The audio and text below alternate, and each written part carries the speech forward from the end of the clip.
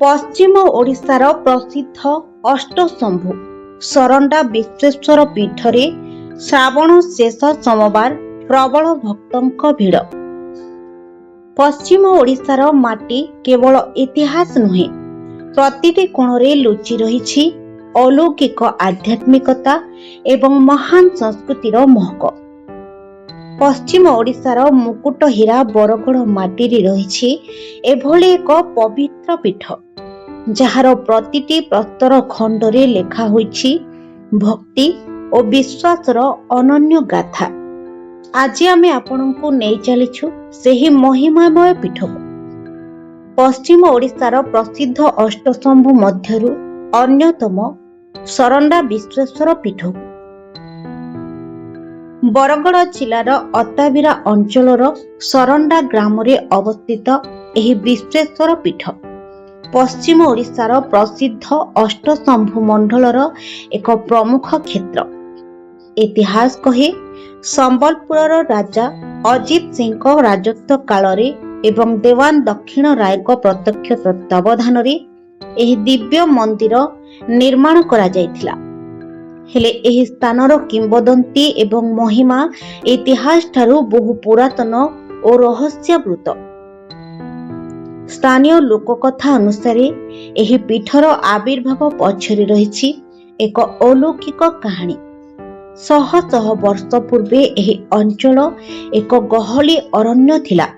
ସେହି ସମୟରେ ଗୋମାତା ମାନଙ୍କୁ ଚରାଇବାକୁ ଆସିଥିବା ଗୌଡ଼ମାନେ ଦେଖିବାକୁ ପାଇଥିଲେ ଯେ ଏକ ନିର୍ଦ୍ଦିଷ୍ଟ ସ୍ଥାନରେ ଗାଈମାନଙ୍କର ନିଜସ୍ୱ ସ୍ୱତଃପ୍ରବୃତ୍ତ ଭାବରେ କ୍ଷୀର ଖସୁଥିଲା। ପରେ ସେହି ସ୍ଥାନ ଖୋଳାରୁ ପ୍ରକାଶ ପାଇଥିଲେ ଆମର ଆରାଧ୍ୟ ପ୍ରଭୁ ବିଶ୍ବେଶ୍ୱର ମହାଦେବ। ପ୍ରତିବର୍ଷ ଶ୍ରାବଣ ମାସରେ ଏହି ପୀଠର ରୂପ ସମ୍ପୂର୍ଣ୍ଣ ବଦଳିଯାଏ। ପର୍ବପର୍ବାଣୀ ସହିତ ଶ୍ରାବଣ ମାସର ପ୍ରତ୍ୟେକ ସୋମବାର ପ୍ରବଳ ଶ୍ରଦ୍ଧାଳୁ ମହାଦେବଙ୍କ ଦର୍ଶନ କରି ଆଶୀର୍ବାଦ ଲାଭ କରିଥାନ୍ତି। ପ୍ରତ୍ୟେକ କ୍ଷେତ୍ରରୁ ଉତ୍ତମ ଗମନାଗମନ ସୁବିଧା ଥିବା ଯୋଗୁଁ କେବଳ ବରଗଡ଼ ଜିଲ୍ଲା ନୁହେଁ, ବରଂ ପଡ଼ିଶା ବିଭିନ୍ନ ଜିଲ୍ଲାମାନଙ୍କରୁ ମଧ୍ୟ ଅନେକ ଶ୍ରଦ୍ଧାଳୁ ଏଠାକୁ ଛୁଟି ଆସିଥାନ୍ତି। ବିଶେଷ କରି ଶ୍ରାବଣ ଶେଷ ସୋମବାରରେ ଏଠାରେ ଲକ୍ଷ ଲକ୍ଷ ଶ୍ରଦ୍ଧାଳୁଙ୍କ ପ୍ରବଳ ଭିଡ଼ ତଥା ଅଭୂତପୂର୍ବ ସମାବେଶ ଦେଖିବାକୁ ମିଳିଥାଏ। କେବଳ ଆଧ୍ୟାତ୍ମିକତା ନୁହେଁ, ମନ୍ଦିର ନିକଟରେ ଥିବା ପଡ଼ିଆରେ ବସୁଥିବା ମୀନା ବଜାର ତଥା ଛୋଟ ଛୋଟ ବ୍ୟବସାୟୀଙ୍କ ପାଇଁ ଏହି ସମୟଟି ଭଲ ରୋଜଗାରର ଏକ ବଡ଼ ସୁଯୋଗ ଆଣିଦେଇଥାଏ। ଆଜିର ଆଧୁନିକ ଯୁଗରେ ବିଜ୍ଞାନ ଯେତେ ଆଗୁଆ ହେଉନା କାହିଁକି, ଆମର ଏହି ପ୍ରାଚୀନ ପୀଠଗୁଡ଼ିକର ମହକ ଏବଂ ଲୋକବିଶ୍ୱାସ ଆଜି ବି ଅକ୍ଷୁଣ୍ଣ ରହିଛି।